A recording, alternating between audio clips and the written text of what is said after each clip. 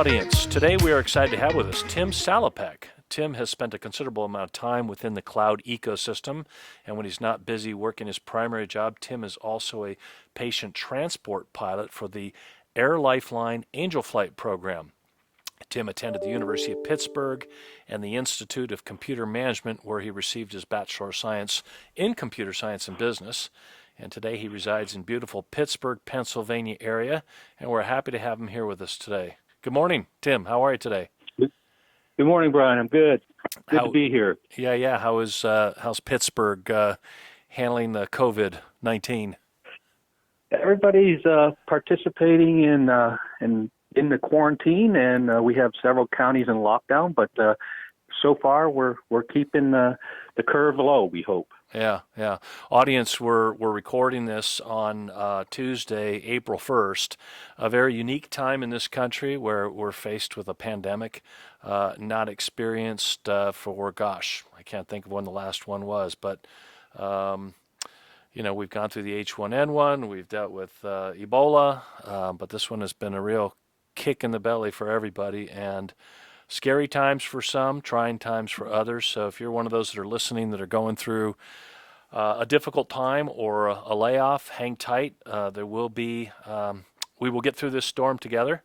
And all I can say is maybe this is a time for reflection on what opportunities might be out there for you to consider. So today we're going to be talking about the cloud space, and Tim brings a plethora of insight to that area. And so, Tim, maybe for our audience that isn't super dialed into the cloud environment, maybe kind of start high level, give folks a sense for really what that means when we talk about the cloud. Well, everybody's heard the cloud, and everybody has their own perception of the cloud, I'm sure. But being in that ecosystem almost my entire career, I'll simplify it. Everybody has a desktop computer, laptop, or tablet type computers. Everybody's carrying a computer, which is a smartphone. Think of that in a centralized location or multiple centralized locations that have tens of thousands of those computers running in harmony and in synchronization with each other, allowing you to reach applications on those computers, run applications on those computers, and store all your information in the storage devices that are associated with those platforms in one large facility or multiple facilities that are backing each other up and communicating in real time. That's what cloud computing is all about. I wonder where they got the name cloud from, right? I mean, people hear that and they go, cloud, what does that have to do with anything? But really what we're talking about is working off either a localized compute data source versus over at somebody else's data center, correct? Correct. And the term cloud came up a long time ago, and it was because all the telecommunications and networks that tied all this stuff together, it's so complex that the term came up as, well, it's just in the cloud. Instead of going into the details of how it was all connected, we said it's in the clouds. The clouds are all interconnected with each other. Gotcha. Well, we'll come back with a little more detail on that. But when you talk about the cloud today, kind of give us maybe a little bit of a background on where that environment kind of grew out of, and maybe who some of the key drivers of that were. Can you? Sure, I'd be happy to. So, in the old days when I first got into computing and IT, the cloud were corporate data centers. They called them mainframes that were in central points, and everybody got their information from these sources. Well, during the evolution of mainframes, things got dispersed to the desktops, and everybody had desktop computers or mobile computers. Well, now everything came back in to these centralized supercomputers so that people can get their information anytime, anywhere, and it can be stored securely forever. Gotcha. And just some of the leaders out there today are Amazon, IBM, Google Cloud, Microsoft Azure. Those are probably the primary leaders, and they've been out there the longest since the mid 2000s. Okay. And then there are a plethora of other cloud providers out there as well. So things are tiered. Those are the leaders. Then you go into a tier 2 cloud environment. It could be VMware, it could be Rackspace, could be Salesforce, Oracle, SAP, etc. And then you tier down from there, and there are other regional providers as well. It could be CenturyLink. It could be NTT Telecommunications in Europe. It could be private companies like the one that I came from, NWN Corporation or Presidio. Mm-hmm. They provide a niche cloud environment for their customer base. And a lot of customers that are out there today, yeah, they are using AWS, they are using Google, but a lot of them are using these third parties that are actually, they started off on their own private cloud, but now they're integrated or using the platforms of the larger providers. So has that migration taken place just out of better cost efficiencies? I mean, the Amazons, the Googles, the Microsofts, they just have such scale that it frankly makes more sense economically to go that route? It is primarily the cost efficiencies of getting things that you need in a lower dollar value, but more importantly, being able to spin it up in such a quick time period. So, for example, today you could spin up an instant of an application that you need in 15 minutes or less on these platforms. Yeah. Crazy. So, all right. So we're going to kind of cover the big picture here on somebody who's interested from a career perspective on a job in that area, right? And there could be a lot of different options for sure to consider.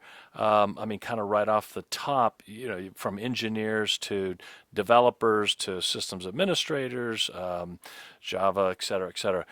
Let's back up, though. Share with us, if you would, kind of how you ended up in a cloud executive sales role, really, sales management, from your background originally in exercise PT, I think it was. It was, yeah. Funny story, long story, but I'll make it short. I was actually going to university for physical therapy. And at that period of time, and I'm not going to say it because I'll date myself, at that period of time, PT was really hot. Yep. And I was going to a University of Pittsburgh off campus, and I needed to move to the main campus to finish up my degree. And 2 years in, they were saying, we're not accepting anybody on main campus unless you were a 4.0 student.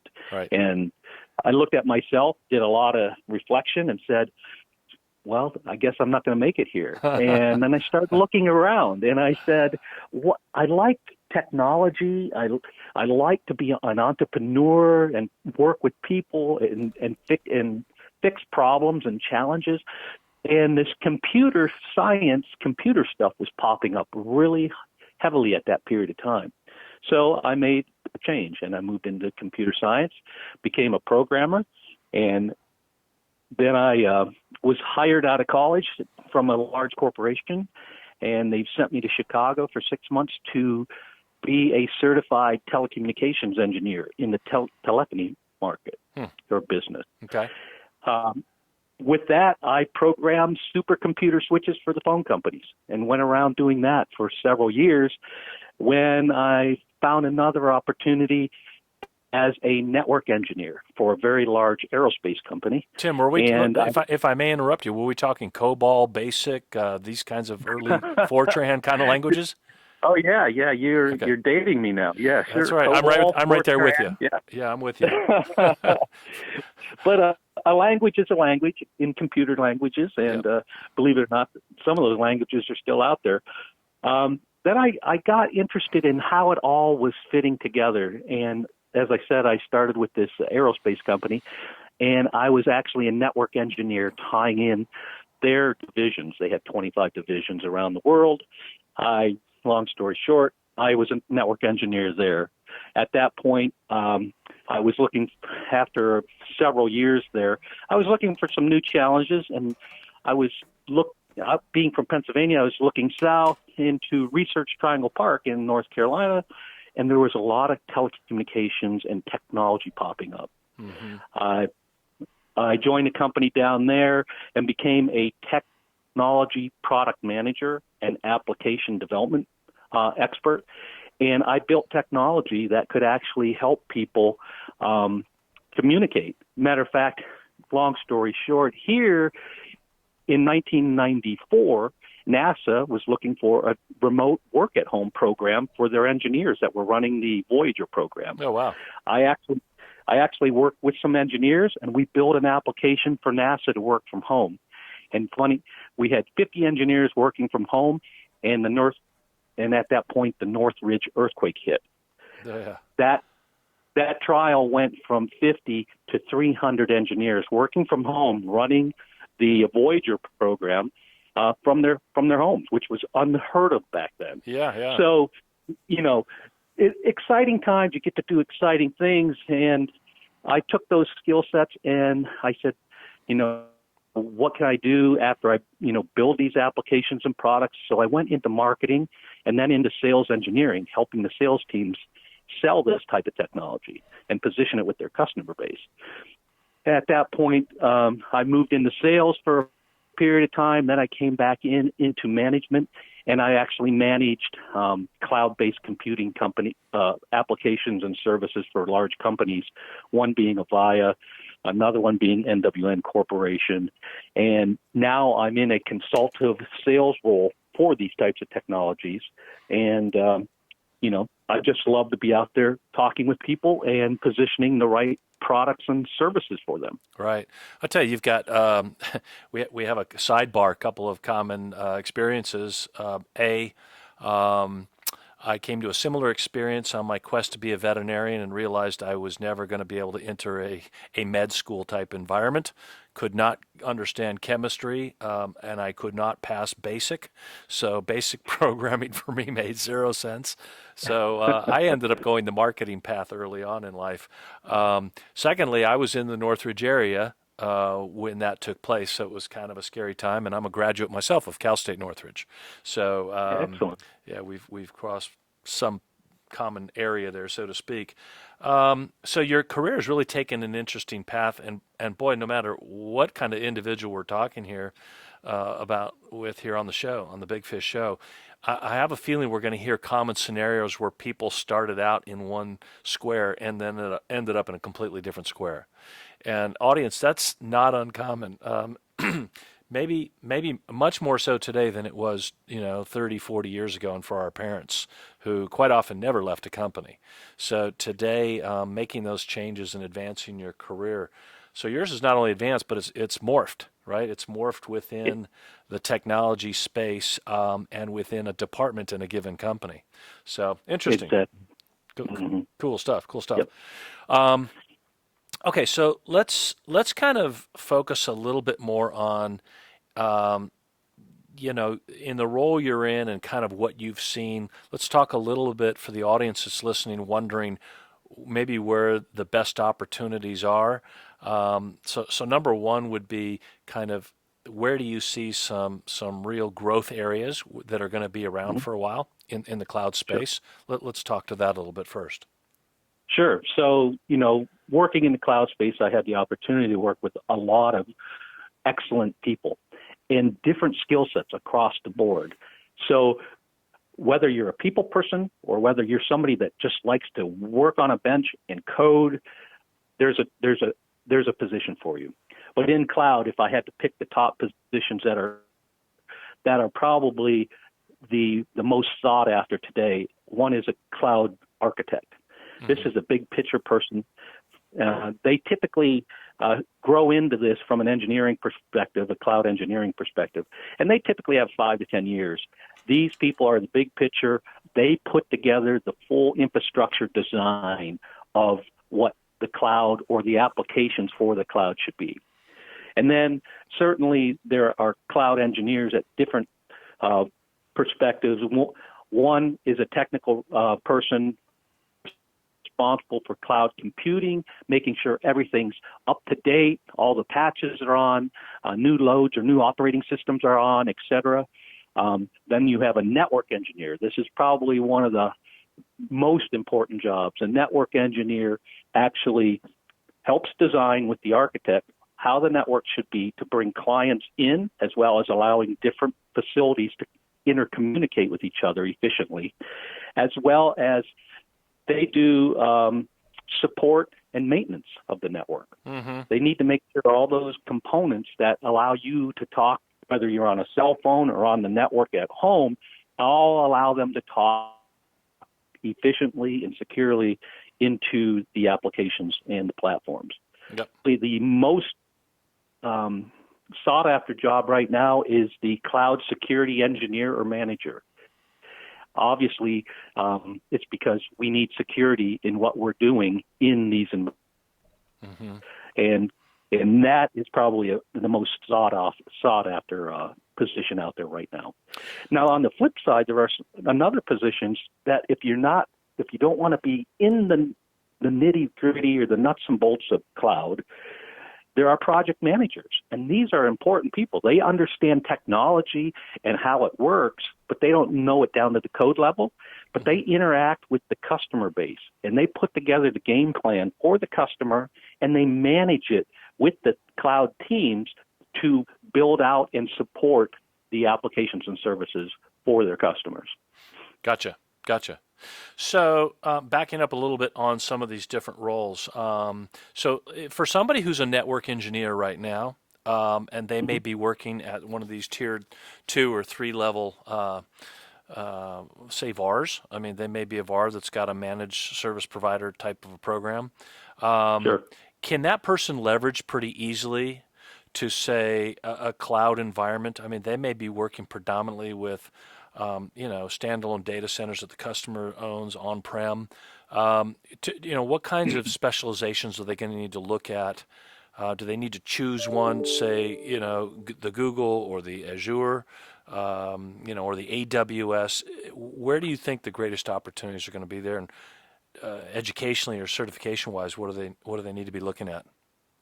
So if they're coming in from a lower tier provider, et cetera, and they're looking to advance their careers and whatnot, they probably already have the skill sets and some of the certs they need, and they can walk in the door anywhere. Mm-hmm. The reason being is whether you're providing cloud at a tier 1 level or a tier 4 level, you are using the same components in the same disciplines. For example, you're probably a certified network engineer with Cisco, or you're a certified security person with Cisco, or you're a certified storage person with Dell EMC or with NetApp. Yeah. So all these companies have their own cert programs, so they're all transferable over and allow you to build on those skill sets at other businesses.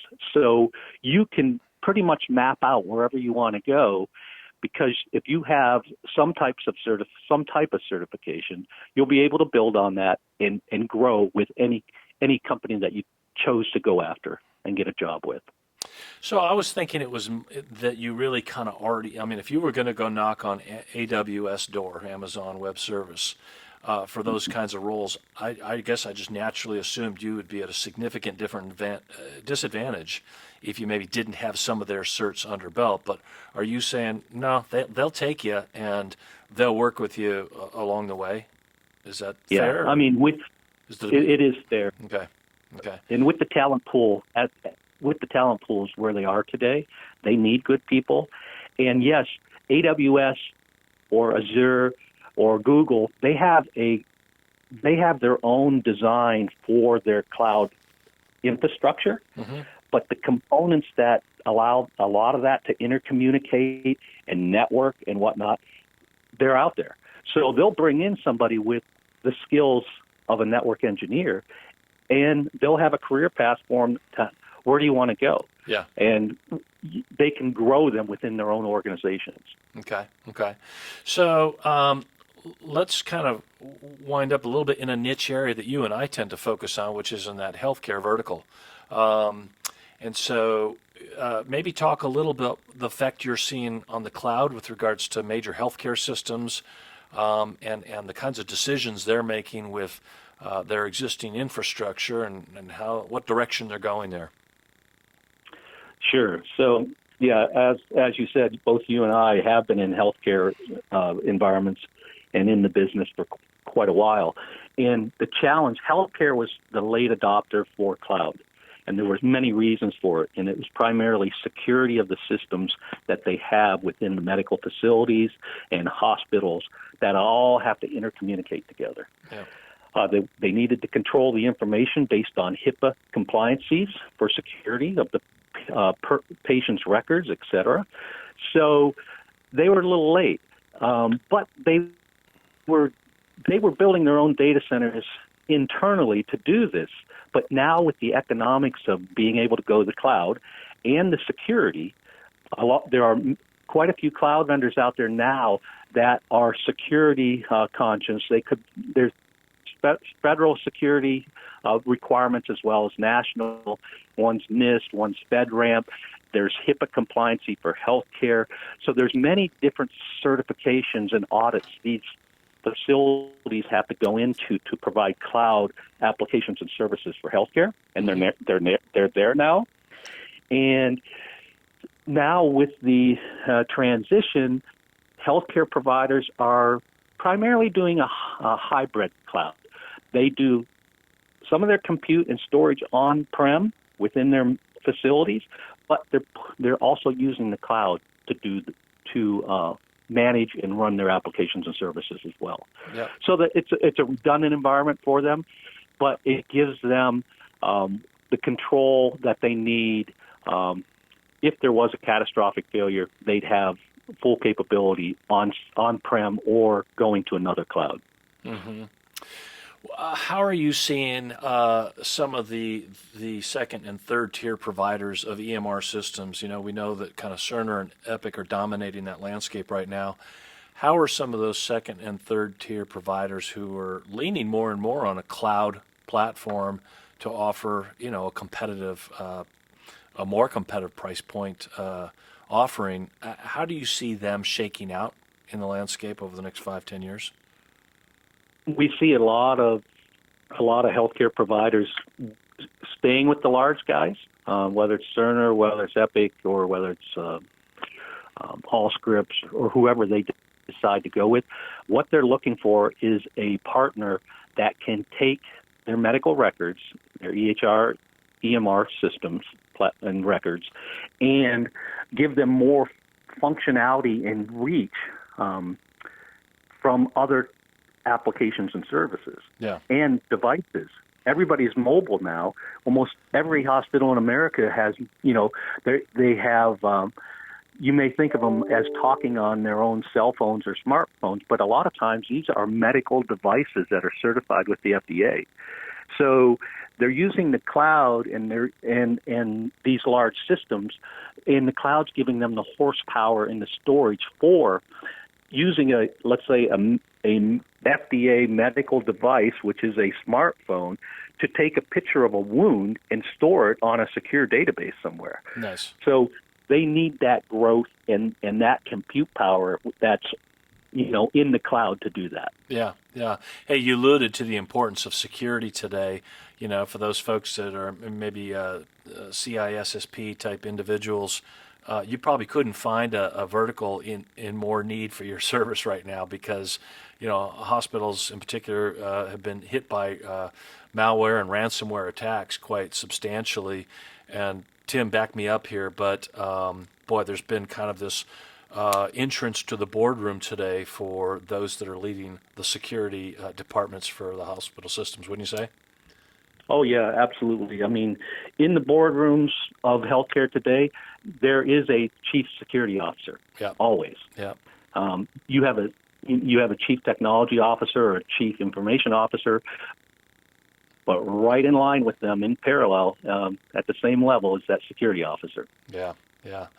Yeah. So that's a great career path, folks. So for those of you that are looking at technology, similar to how, you know, Tim has moved through various departments and roles in a company, yet falling under that technology space, and a lot of it in the cloud as of late. But you know, there's certainly opportunities in technology in the cloud. whether it's in manufacturing, whether it's in finance, whether it's in healthcare. That is the direction things are going to continue to morph, and there's a lot of benefit to companies for doing that. So, if you haven't considered getting some level of certification, would probably not be a bad idea to start exploring that in your self-improvement time and being able to hit the road running when a great opportunity comes up. So that said, Tim, any parting thoughts for individuals that are thinking of getting into the cloud space and evaluating it as a career? Yeah, I mean, we talk a lot about working for the big carriers like Microsoft and IBM and Google, et cetera, but there are careers across the board. Like I'm working pretty much in a mid-tier day called A2U, and we do engineering and software support roles for healthcare as well as private sector for cloud services. Mm-hmm. So, for example, if a healthcare provider needs, they need to have something spun up quickly for them, or a network audited and secure for them that's reaching into the cloud and that type of stuff, they will actually contract with us, and we have certified engineers that work as part of their virtual team to help them get what they need accomplished more quickly and efficiently.